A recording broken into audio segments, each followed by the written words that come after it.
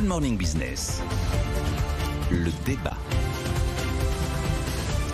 Et encore un beau débat en perspective. En tout cas, on l'espère, messieurs. On va parler du discours de politique générale de Gabriel Attal demain, dans lequel il doit y avoir une partie importante consacrée à la loi Travail 2. Que va faire le gouvernement? Alors, on a une petite idée depuis la semaine dernière avec Marc Ferracci qui était sur notre plateau.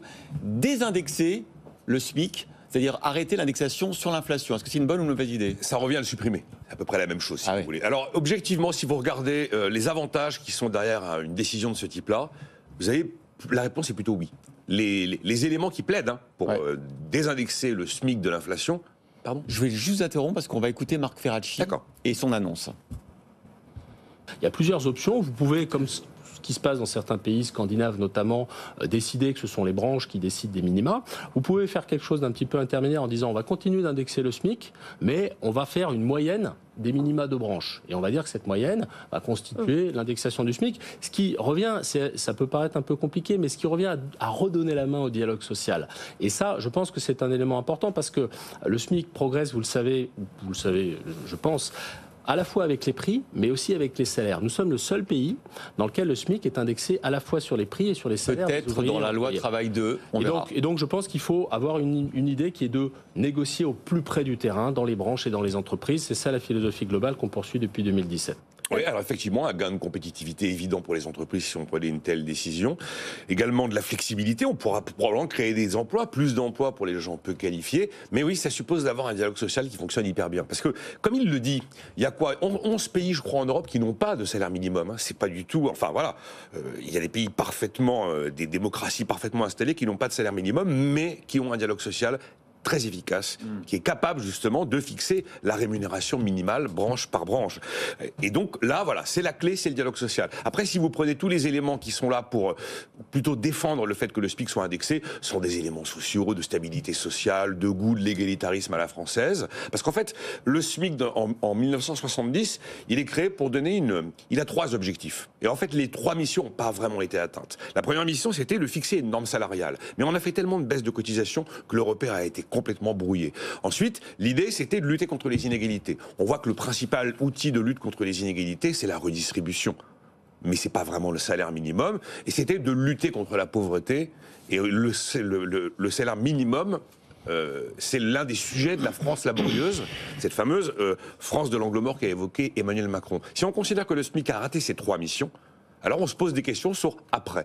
Mais parler d'une désindexation, c'est comme si on le supprimait. Peut-être qu'ensuite, il y a d'autres débats à ouvrir. Ok, on arrête le salaire minimum, mais on va se poser la question du revenu minimum. Maintenant, je laisse Jean-Marc réagir à tout ça. Le problème, Jean-Marc, c'est pas que ça soit que le SMIC qui soit indexé sur l'inflation, c'est que soit c'est tout le monde, soit c'est personne. Parce que là, il y a ce problème de rattrapage.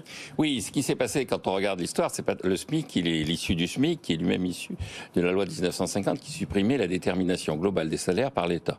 Donc entre 1940 et 1939 et 1950, l'État fixait les salaires. Et puis progressivement, on a assuré des indexations. Il n'y avait plus que le salaire minimum qui était indexé. Et puis ensuite, il y avait le salaire minimum qui était indexé, mais on tenait compte de la croissance économique. Bon, on est arrivé à une situation, et à chaque fois, on disait il faut se rapprocher le plus possible de la réalité économique, et il faut faire en sorte que ce soit un salaire qui concerne assez peu de personnes, en réalité, que la dynamique économique par elle-même nourrisse l'augmentation des salaires. Alors, on est arrivé à une situation où il y a maintenant pas loin de 17% des gens qui sont au SMIC. Il y a encore 10 ans, il y avait 11% des gens qui étaient... Plus ceux qui sont corrélés au SMIC, parce que... Voilà, 17%, c'est ceux qui sont au SMIC. Ouais. Les gens qui sont concernés par une augmentation du SMIC, c'est pratiquement un quart de la population. Ouais. Donc on a rétabli une forme d'indexation qui est l'indexation quasiment d'avant 1950. C'est-à-dire que l'État, par ses... Le salaire, c'est ça, quoi. Voilà, le salaire, c'est ça. C'est l'État qui dit aux entreprises, le salaire, c'est ça. Donc le système, il faut abandonner ça tout de suite. Et donc je pense qu'effectivement, l'idée de désindexer, c'est la bonne idée. Après, il faut savoir... Comment est-ce qu'on garantit à la population un niveau de vie minimum? Moi, je pense qu'il faut aller vers, plutôt que le salaire minimum, un revenu de base, le revenu d'un impôt négatif. Qui n'a rien à voir avec le travail. Qui n'a rien à voir avec le travail, un impôt négatif, tel qu'il avait été théorisé par Milton Friedman, tel qu'il a été repris dans les années 70, au moment où on parlait du SMIC par Lionel Stoléru. C'est-à-dire dire le travail.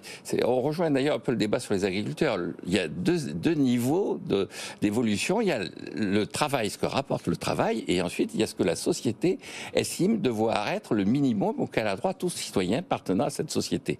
Et il faut déconnecter les deux. Le travail doit être rémunéré sur la base de son efficacité et de sa productivité marginale. Et donc, puisque c'est lundi, je rappelle quand même... parlons latin. Voilà, avant de se quitter, je rappelle que labor omnia vincit improbus. Ça veut dire quoi? Ça veut dire que pourvu que le travail soit opiniâtre, soit réalisé, il arrive à bout de tous les problèmes. C'est par le travail qu'on résout les problèmes, et donc le problème de la rémunération du travail est un problème qui est un problème essentiel. Mais encore une fois, il faut déconnecter ce que la société estime devoir être le niveau de vie minimum de la population de ce que le travail doit recevoir comme rémunération. On ne s'est pas consulté avec Jean-Marc, mais on dit à peu près la même chose. Mais bon courage pour le faire admettre par le Alors après, Oui, parce que c'est un peu explosif. Si vous commencez à utiliser le mot désindexation du SMIC, vous êtes sur un vocabulaire que tout le monde ne saisit pas forcément tout de suite, mais derrière c'est la question de la on saisit suppression. bien avec vous dites c'est la fin du SMIC. Mais oui, mais voilà, on va vous mettre comme ministre de l'Emploi. Si vous décidez globalement que vous laissez la main aux partenaires sociaux sur le salaire minimum, comme c'est le cas dans les pays scandinaves, la frontière entre réforme du SMIC et suppression du SMIC, elle est quand même. Mais il faut avoir l'audace de l'impôt négatif. Mais voilà, ça suppose d'aller. Il faut avoir de l'audace, Jean-Marc. Il faut avoir l'audace de l'impôt négatif.